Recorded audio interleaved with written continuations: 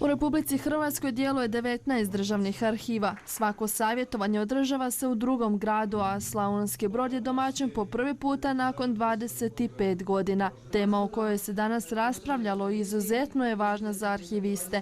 Riječ je tako bilo o tome kako unaprijediti sustav zaštite arhivske građe kroz materijalnu, intelektualnu, ali i digitalnu zaštitu dokumenata. Trenutno stanje zaštite u Hrvatskoj je, tvrde arhivisti, zadovoljavajuće, no mjesta za napredak naravno uvijek ima.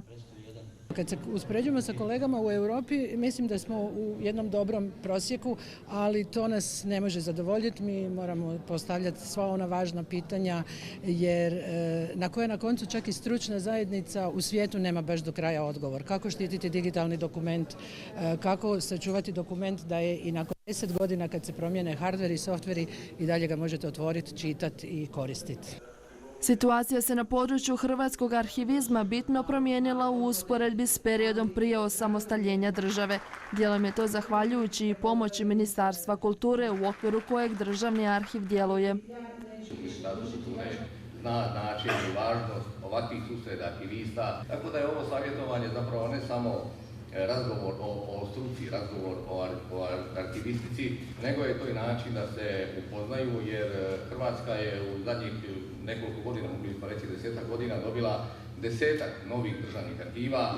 Mnogi su, rekli bismo, od njih odlično se uklopili predvodnici.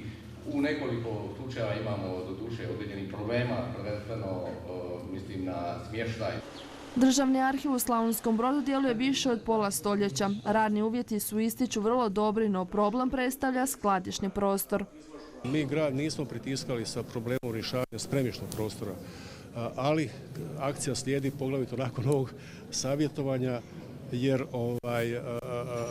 problem je što dobar dio gradiva, prije svega Đure Đakovića, pa i Jasinja i još nekih poduzeća koje je privremeno grad preuzeo neke prostore, dakle treba adekvatno ne samo smjestiti, nego obraditi, srediti i čuvati ga.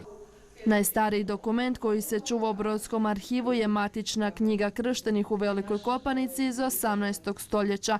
Vrijedne knjige čuvaju se za generacije koje dolaze, a iako je modernizacija zahvatila i ovo područje, arhivisti naglašavaju kako digitalizacija ipak ne može zamijeniti papir. Taj osjećaj da ste u kontaktu sa nečim što je prošlo kroz stotine ruku, dodirnulo 100 sudbina, je jedan tako izazov koji vas hrani i drži.